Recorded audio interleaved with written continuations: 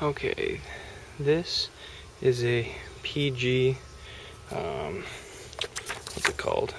Hydrangea. It's looking pretty sad, but what I'm going to do is I'm going to try and revive it. I got it for a steal of a deal. Those are some lupins I picked up too. Got it from local Canadian Tire. What I'm going to do is I'm going to clear out the inside of this tree. So I'm going to take out like this branch right here. Oh, there you go, it's dead anyways. And probably this guy too.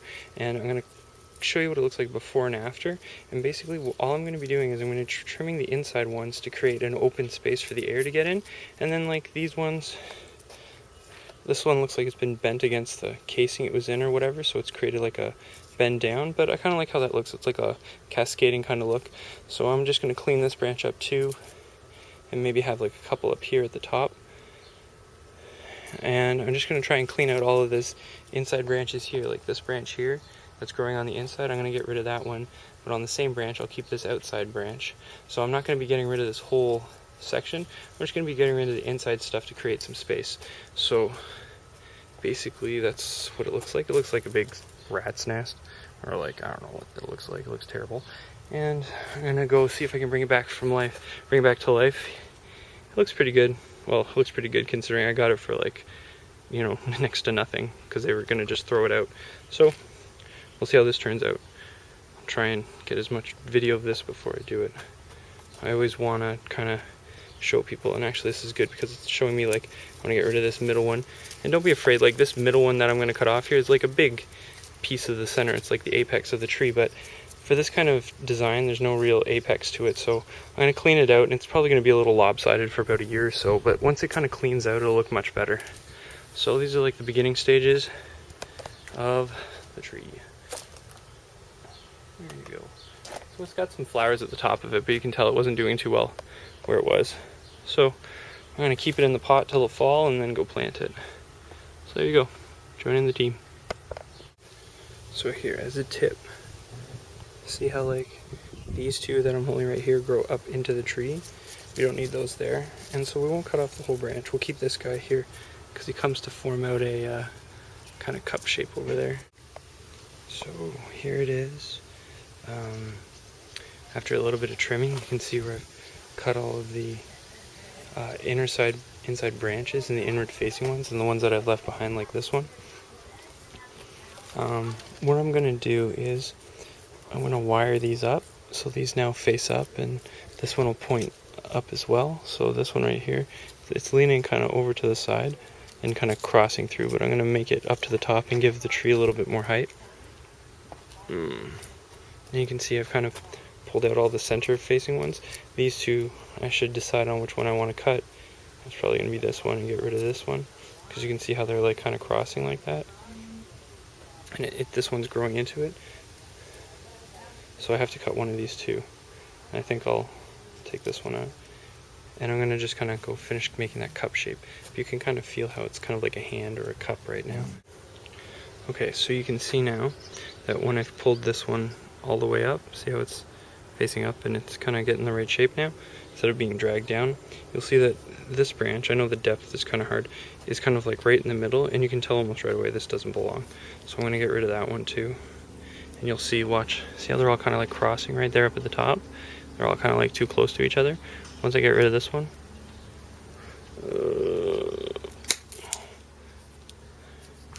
you'll see that now they all kind of open up now at the top. There you go, see? Now they're not touching. So you want it to be kind of like nice and open like that. You're getting like that kind of cuppy kind of shape. And there you have it. That first piece that I wanted to keep originally, I cut off, and I cut some more off because I didn't like how it looked. But I kind of like how this one looks now. It's now in the shape of a cup or like a hand or whatever. You can see that the center is pretty much free. I'm not touching anything as I move my hand in the center. That's what you want. And you know, there's still lots to improve on, but for starters that's pretty good. And I'm just going to let it just kind of relax for a little bit. And you can see where I tied up a second branch that was leaning down, and I know this one crosses over here at the top, but in time it'll kind of come back up. And then yeah, you can see I attached it to this one and then just looped it around and grabbed that one on the way down. This one probably doesn't need to be there, but you can see all the growth is really good, and that's probably the best branch that I have, so I'm just going to leave it alone. And then we'll do a little bit more trimming in the fall, and it'll be ready to go. But there you go. That's how you change that rat nest into a, a decent looking hydrangea tree. And yeah, basically all I was using is the concept of airflow and how bonsai trees are used to, the wire on the bonsai tree is used to kind of like place the branches where you want them. And I'll probably leave it there until the fall or sometime, later on. And then I took off the bonds that were holding it. And again, this is just some house wire that I used from an old electrical project. And yeah, I have it attached. You can see it's not very tight in there. At the same time, it'll let it grow. You can see there's like a lot of room to grow for this thing. So there you go. It's just there just to hold it up. That's it. Oh, and I cut some of the flowers off. Not the tops, because that's how this thing grows taller. But I cut some of the flowers that were going around it just so that they could have a better chance to kind of force their energy out on the leaves and growth instead of flowering. So yeah, this year there probably won't be much to show, but next year it'll look pretty cool. And I just want to show you with the trimming that I did about a week ago, the tree's basically picked up. You can see that it's caught all of its flowers. You can see those nice white ones. Some nice greenish kind of ones here. And you can see all the new growth like all along the branches and stuff like that. So yeah, that's how you trim your tree.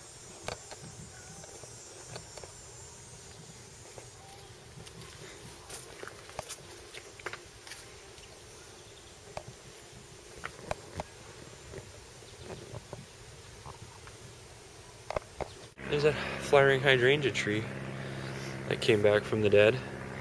You can see it's starting to turn pink, the little flower ball things. And yeah, doing quite well. And this is the PG hydrangea in its final stages. I've already trimmed it once since the last video. I cut off all the flowers, but you can tell it really wanted to flower this year. So here's all the flowers on it. Actually, these are all just the leaves.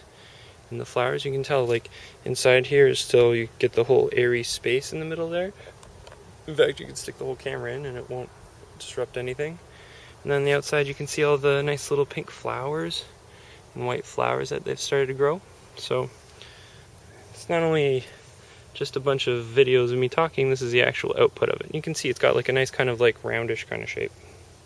So yeah, this is the end product of the PG hydrangea. Trying to give you all the different angles on it. So that's it. Oh, and I changed the bottom. I just attached one wire that's just holding it in place right now, and by next year I'll probably just take it off so it doesn't end up scarring the tree. And that's it. Great little plant. Good cheap purchase that turns out to be a great addition to the garden.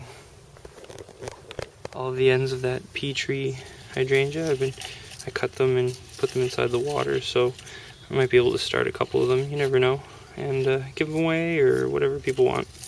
So give them to my in-laws and stuff.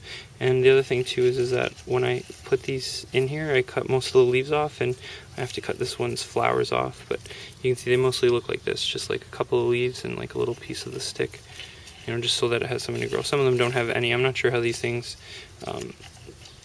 how they reproduce, but I think, or they propagate, sorry. I think if I just keep them in water for a little bit just to kind of stimulate the roots, and then I'm going to go put them in some like compost. And so this might seem like it's just garbage in my backyard, but actually I created a little greenhouse with it. And inside of here, you see this one right here? This is one of the cuttings that I was showing you. I've planted it. It's been in here for about 2 weeks, and you can see that it's already picked up and started to grow. So here are all of my makeshift greenhouses. Obviously I don't have a greenhouse. I left that behind in my old house, but look.